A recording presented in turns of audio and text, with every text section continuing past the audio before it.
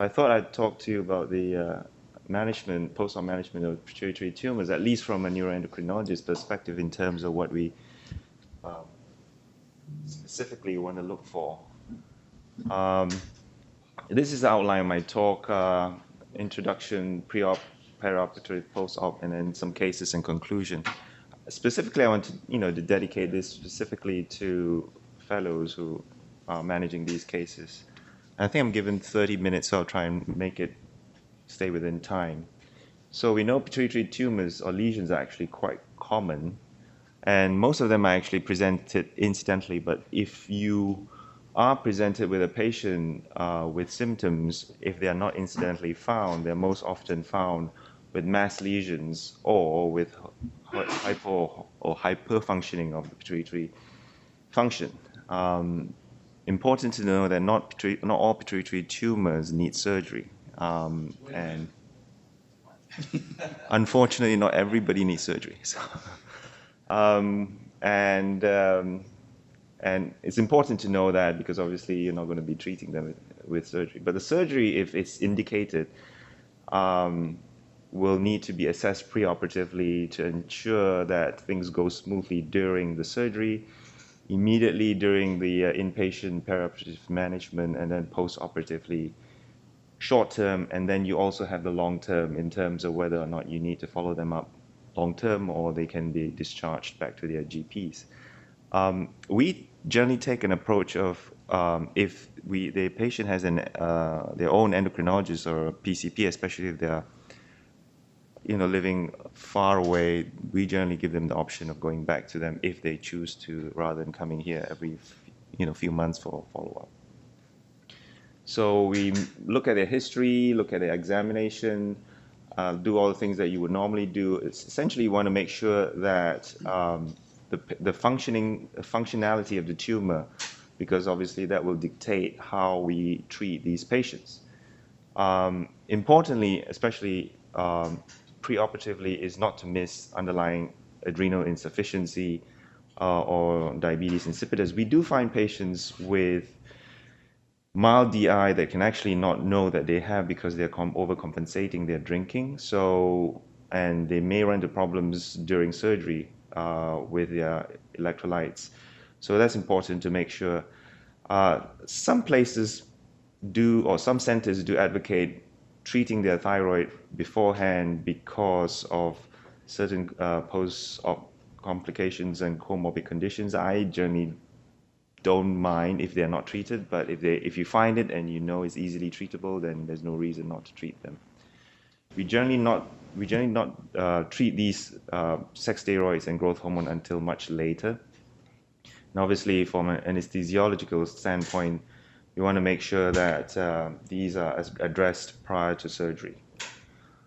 The question of, and I get asked this also quite frequently, is the question of, do we treat these patients preoperatively if they have Cushing's, or certainly if they have acromegaly, and the jury is still out. We don't quite know what the right answer is, although most recent data seems to point towards the direction of pre-treating these patients before surgery, especially if they have poor comorbid conditions such as bad lungs and heart, or if they have a large soft tissues that are difficult to intubate. So there might be some justification in pre-treating acromegalics prior to surgery. Problem I have when pre-treating these guys is that it takes an awfully long time to get their medications because insurance will give me a hard time in getting that. And generally, if you want to get them opt for surgery pretty soon, before you know it, generally I would treat them for at least 3 to 6 months. So, Kevin, I understand the logic for trying to treat acromegaly because if you can get them on somatostatin analog, you lower their morbidity in terms of the cardiac side effects Correct. And the issues with putting them under anesthesia. And I think everybody agrees, at least right now, there really is no difference between long-term outcomes, whether you treat them ahead of surgery or not. What are people proposing as the logic for treating Cushing's? Because Cushing's does not have the same corporal side effects that acromegaly does that put them at surgical risk? Again, things like if they have high anticoagulation risks, if they've had previous multiple PEs and DVTs, you might want to get that under control first. So what I mean by pre-treating them, not specifically pre-treating the condition per se, but pre-treating the comorbid conditions per se as well. So, and it's important, and this is also a huge area of controversy, at least for us endocrinologists, is how do we treat these patients with Cushing's, especially where the risk of clotting is concerned, because we now know that there's an increased risk of clotting in these patients, particularly even before surgery, more so obviously after surgery. And do we consider pre-treating them? And that's a huge thing that I don't think we know the answer to actually at this moment. Perioperatively, obviously, we want to not miss the fact that if they have adrenal insufficiency, we treat that. I know some places that I've been giving talks to that they routinely give steroids for surgeries and just basically blanketly give steroids for all patients. We don't generally do that here, and I kind of want to do that here because we don't know whether their HbA axis, if we put them on all steroids, because obviously it can affect their post-op recovery as well. Charlie, what did Charles Wilson do? Was he steroid Does for he everybody? steroid? And Because I know Stanford, they don't. He did it for a little bit. Routinely on every patient. Yeah. I think that was probably the way of doing things, maybe He had laws like so that people just write it out. Yeah. yeah, Yeah. and that's how I was trained by Ed. Yeah. That's how Kevin Yeah. does it in. I think it's easier for Charlie not Yeah. to worry about it. Yeah, he just them all the Jane Jr. does the same thing, right? Let them drop. No, No, for routine routine surgeries, do they routinely give them steroids? No. Everybody we had was like had a nature Yeah. 1 week you're on Yeah. 50 and 20 or whatever. Yeah. Yeah. And so 20 and 10 I guess. yeah. So that can sometimes give problems, especially when you're trying to wean them off as well. And obviously treat their thyroid and DI if they need to preoperatively and during post-operatively. Typically, it's a 1 to 3 night stay, although sometimes more if there are CSF leaks that you perceive. We generally check their post-op cortisols day 1. If they stay on for another day, it'd be nice to do a day 2. As such for early DI or SIADH, mainly DI, not so much SIADH, because that tends to occur much later, maybe around day 5 or so. I mean, these are things you probably know what to look for the first 24, 48 hours, and within the first 1 to 3 weeks. And consider performing an MRI soon if the vision is worsening or CSF leaks. So I just want to talk quickly about the triple phase phenomenon, which I'm sure many of you might know. So this cartoon here on the left side is to emphasize the point that if the surgery entails where there is a complete transection of the hypothalamic hypophyseal tract, then you basically knock off the axonal nerves that transmits AVP from the hypothalamus down to the axonal terminals of the posterior pituitary to release AVP. So when you have that occurring, you will obviously have a sudden drop in AVP, i.e. DI. So DI tends to occur early if this occurs. And once that occurs within about typically 5 to 7 days, when the degeneration of the axonal terminals in the posterior pituitary starts to occur, they release the excess AVP into the circulation, and that creates a sudden surge of AVP. Hence, you get the SIADH. And then once this is all exhausted, then no more AVP is released. Then they become DI again. So you get the triple phase phenomenon. This is generally a very simplified way of explaining it. But most surgeries generally you don't sever the tract here, so you probably might disrupt the tract partially here. So you still end up having some communications between the hypothalamus and the posterior pituitary.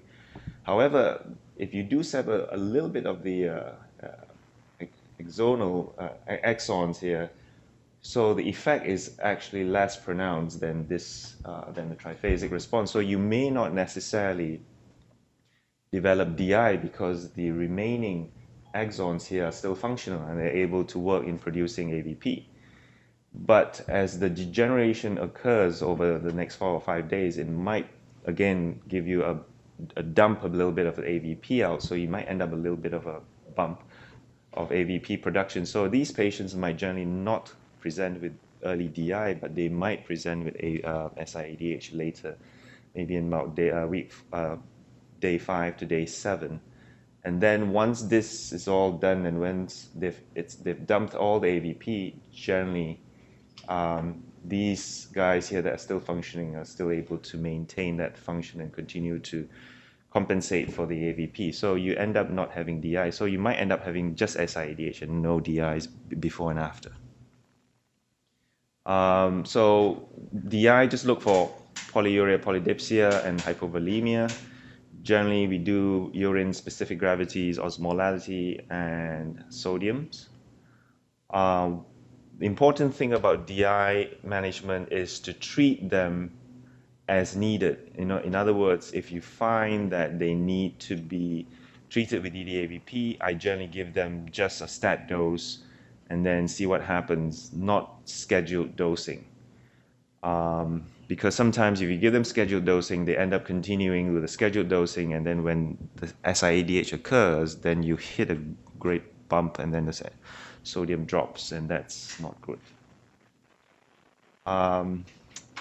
Obviously, you monitor for their triphasic response if they have, and any pituitary hormone deficiencies that may have occurred after surgery. This is obviously in an acute setting.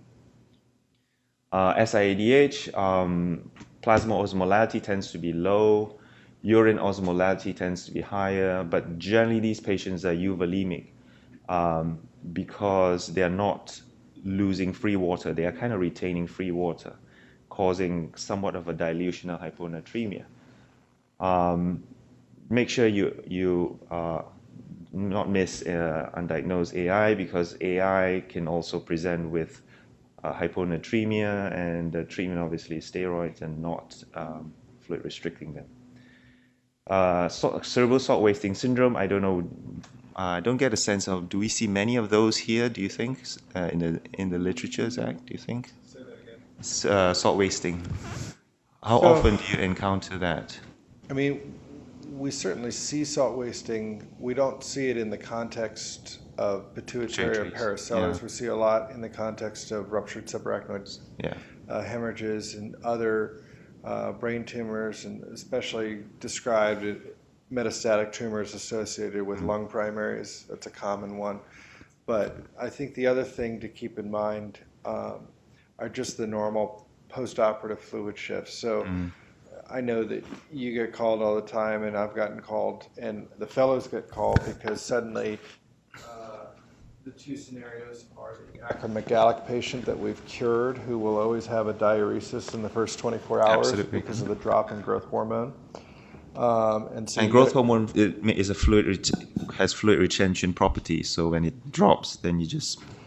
Yeah, so acromegalic patients that are post-op, it's normal for them to dump a liter in that first night, and so it's not just a urine output issue, as Kevin was saying. You got to do the studies and look at osmolarities and sodiums and that sort of thing. The other scenario is the patient that is 3 or 4 days post-op and is just mobilizing their operative fluids, and suddenly, they start diuresing all the fluid that had been third spaced, and it can be confusing, especially when overlapping with a triphasic response, because somebody who's in SIADH should not be diuresing.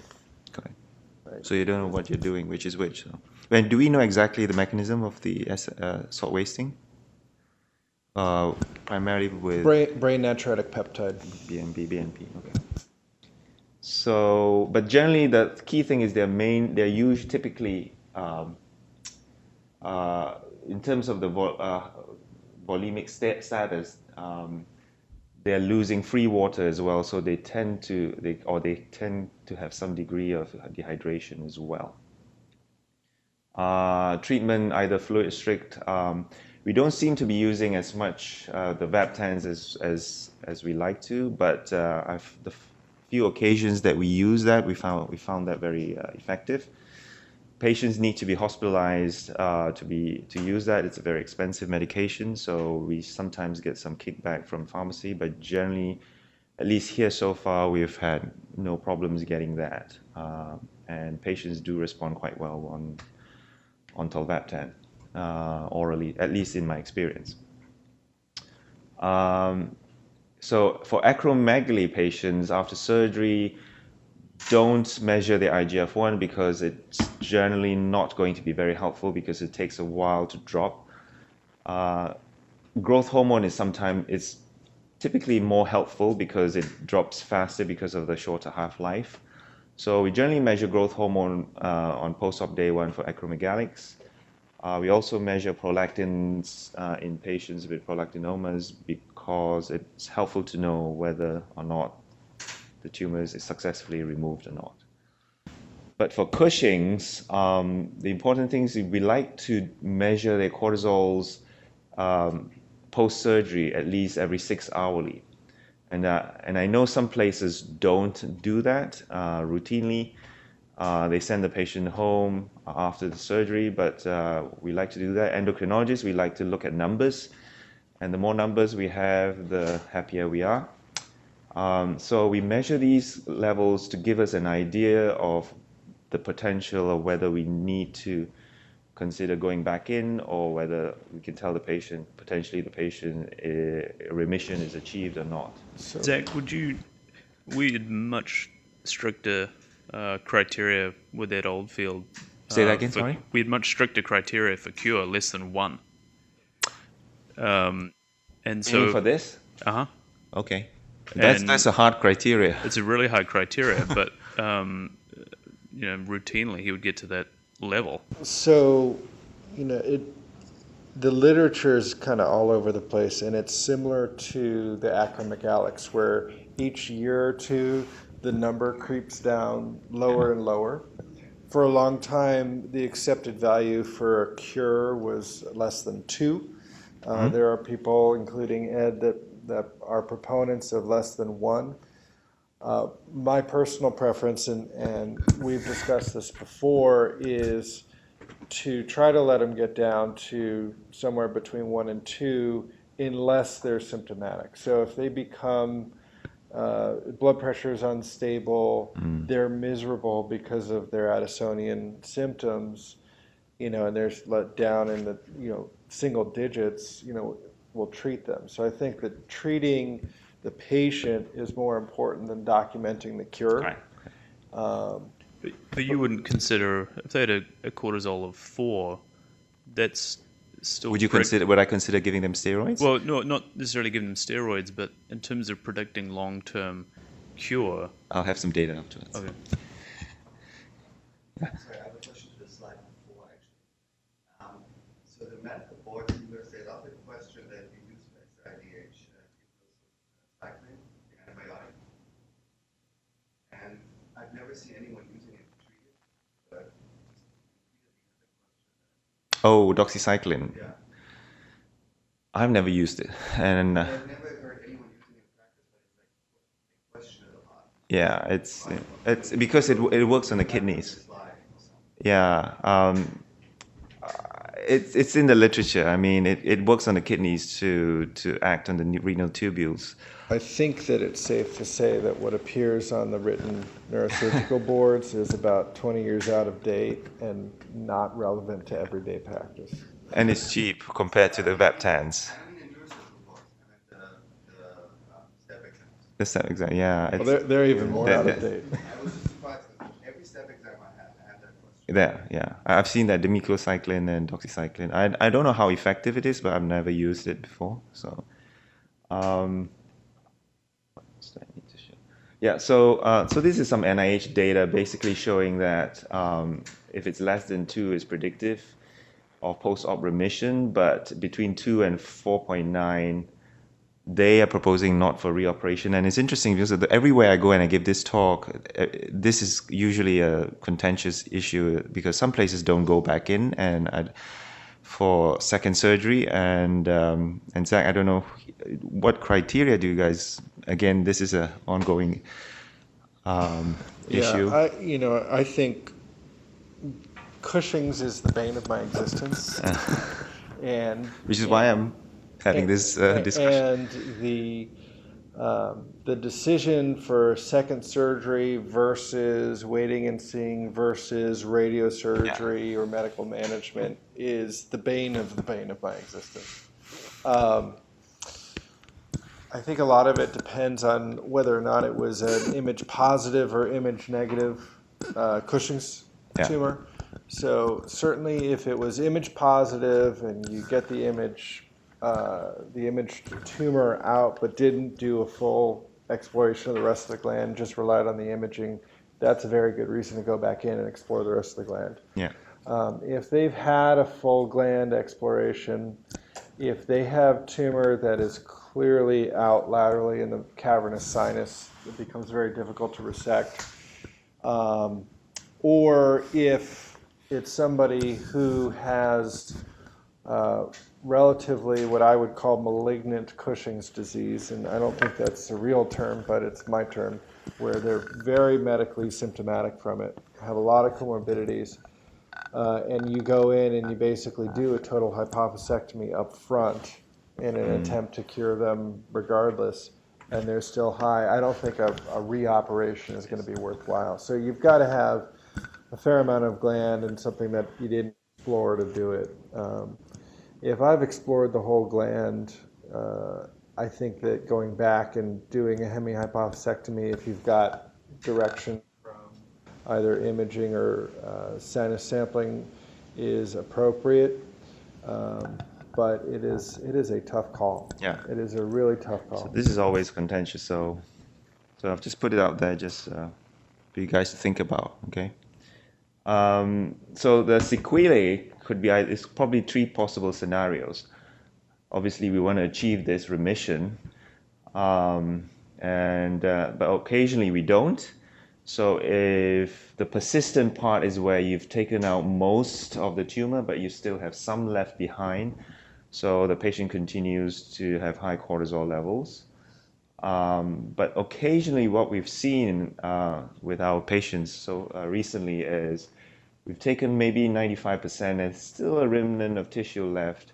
So we are so excited because we see the drop in cortisol levels, and we think that the patient's heading the right direction, and then the next morning it goes back up.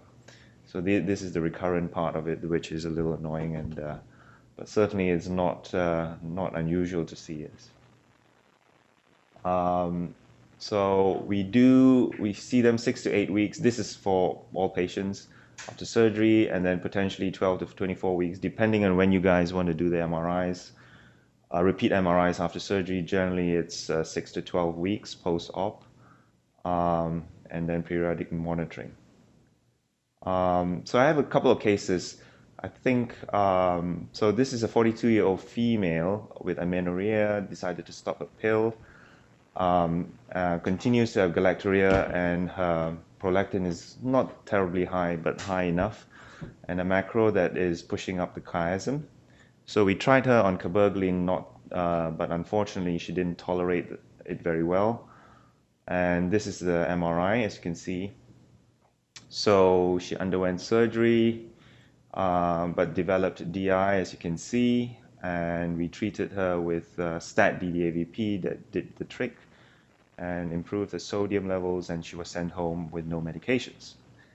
And then we also typically have a nurse to call them after 5 to 6 days post-op to check on them, and also to check on their electrolytes. And at this point in time, she complained that she was having worsening headaches, and her sodium at that time, because we give them a lab slip, they go to a local lab to have it done, was 131. So we usually try and keep them at home and try and manage this at home as an outpatient, telling them to restrict the fluids. We spend a lot of time on the phone and like counseling them to monitor and not over drink and take more than 1 liter, and then recheck the electrolytes the next day. Headaches got worse, and we decided to admit her. And you can see here, this is basically what happens.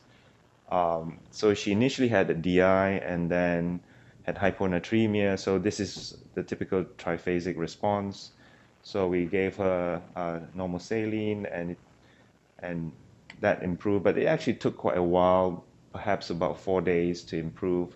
In hindsight, we could have tried her with a Vaptan to see if that made any difference in terms of expediting that improvement, but certainly it took a while, but certainly. So this is essentially a triphasic response of an example of a triphasic response in a patient.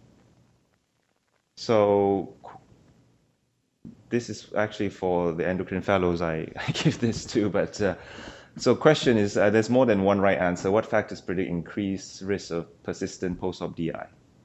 Repeat surgery? Yes or no?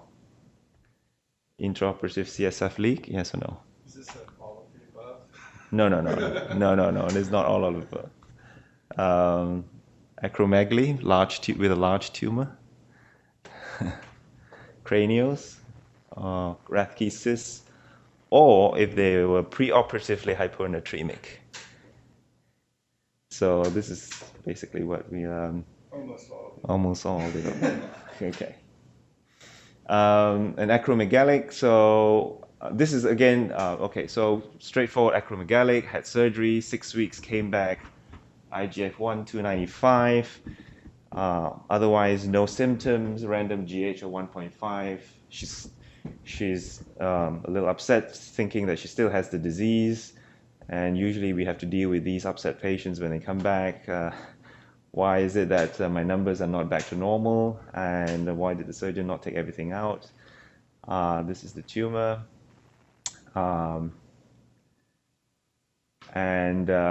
So my point is, again, this is really for fellows, for endocrine fellows. So just to make sure that she does not have, or whether she does have acromegaly, we did an OGTT, and OGTT is basically where you give them glucose to suppress their growth hormone, and if their growth hormone is not suppressed, that means that they still have acromegaly.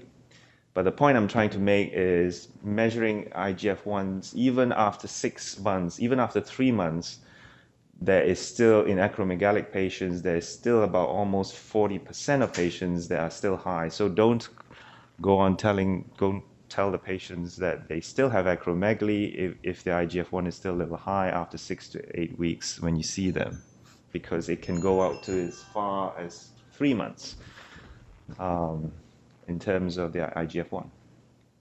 And last patient, Cushing patient, post-op cortisol of 3.4, and straightforward Cushing's on pathology.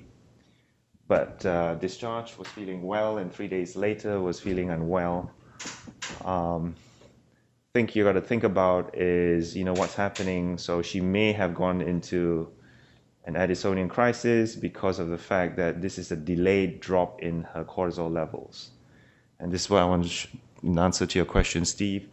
So this is a study about over 25 patients in a neurosurgical unit, where if you look at post-op day 1, these were patients that were followed up to 3 years in terms of surgical cures, but these were their data at post-op day 1. You can see post-op day 1, even up to as high as 6 or 7 cortisol levels, these patients were still cured, and post-op day 2 even as high as maybe about 8 or so.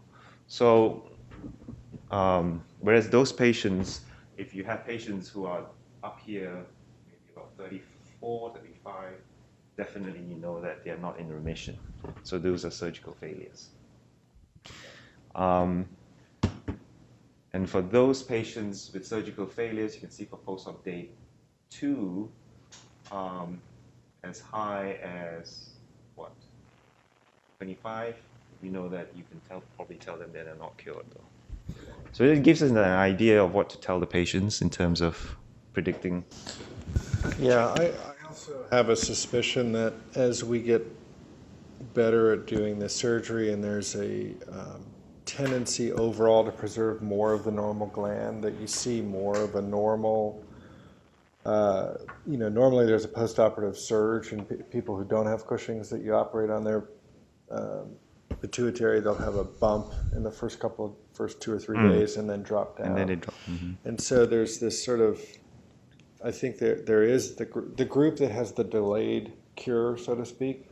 What you're seeing is an overlap between a bump in release from their normal gland and the drop from their Cushing's being cured. And so you get this fake out where their post-op day 1 level is, 12 or 13. And you're like, well, it's better than it was, but do I go back or not? And probably a quarter of them will have a delayed cure. And the cure is there, we just can't measure it properly. So that makes it harder to consider going back in and Right, reoperate. because if you think about it, the people that trained us to do it, they were very aggressive at doing total hypopsectomies. Yeah. So of course they're going to crash. Yeah. So we are more selective in the removal now. So this is some Stanford data again showing patients who are steroid sparing, and these patients even up to 5 to 12, they weren't treating unless they had symptoms. So they were pretty strict on giving steroids for these patients. And they followed these patients up. For those who were treated after 3 months, only 14% of them remain on glucocorticoids. So essentially, we actually do tell the patients that you are going to have a pretty crappy time after surgery, and that's good. And we're not going to give you steroids unless you kind of have to earn it to get your steroids. So, okay. So, but if the patient is hemodynamically unstable, then yes, consider steroids. But have to be careful in labeling them as having adrenal insufficiency, because we want to make sure we test them again. Because if not, it's quite easy for these patients to end up staying on their steroids for the rest of their lives without knowing the fact that what their HbA axis is. So we always consider retesting them after surgery.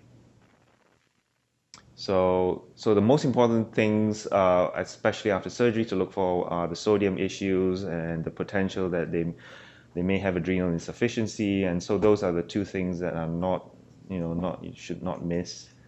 And to treat any necessary hormones to improve their quality of life and reduce their post-op complications. That's it. Kevin, thank you. Questions? Just one question about treating thyroid disease Yeah. or hypothyroidism before surgery. I was always taught that you can't replace, in a patient who is hypocortisolemic hypothyroid, that you Hypocortisolemic, Yeah. hypothyroid. yes, Okay. that you shouldn't replace just the cortisol and send them to surgery, that you have to correct both Correct. because of concerns about anesthesia. Correct. Can you expand on that? Yeah, so because of the fact, firstly, obviously, you don't want to miss their hypocortisolism, and you treat their hypocortisolism with steroids, and firstly, you don't want to also replace them with thyroid first before you give them steroids, because if they have underlying cortisol deficiency and you give them thyroid, the hypothesis is that the thyroid hormone can actually exacerbate the low cortisols and make them more hypocortisolemic. So you want to replace them first with cortisols. That's number 1. And then number 2, when you've replaced them with cortisol or hydrocortisone prior to surgery, potentially your thyroid is still low, your basal metabolic rates are all still a little sluggish. potentially the hypothyroidism still, if the patient has long-term hypothyroidism and not treated, can still have underlying cardiac issues, at least in terms of their cardiac output as well. So in terms of post-operative management, that has an impact on their cardiovascular risk from the standpoint of their cardiac output. So going back to your comment earlier in the talk, if their cortisol levels are normal, and Before surgery. or after? before surgery, Before surgery. and it's not a Cushing's patient, just a Just a normal patient. regular pituitary patient, cortisol levels are normal, mildly hypothyroid, okay to proceed with surgery. Yes. But if they are hypocortisolemic and hypothyroid, Yes. you got to correct them both, Preferably. Yeah. preferably. And how long do you have to treat them for before you can proceed with surgery? So cortisols, you can actually treat them 24 hours before surgery. Thyroid, this is where the controversy arises. We are not sure how long you need to treat them before they are actually it gets into the tissues, especially in terms of the absorption. Generally, I would say 6 weeks would be a good enough time to treat them to ensure that they are actually within the tissues. But obviously, that's going to be highly determined by the need to consider surgery, as in terms of how soon you want to consider surgery. There's some data actually out there to suggest that patients who have long-term hypocortisolemia and hypothyroidism, and I had one patient, she had Sheehan syndrome, and didn't know that she was both hypocortisolemia for many, many years, and the admitting problem she had was cardiogenic shock, and that was how bad, and her heart was like this big, and we treated her probably about 5 to 6 weeks. Cardiomegaly actually resolved quite substantially. So the cardiac function is the main issue in terms of treating. Thank you. Thanks, Kevin.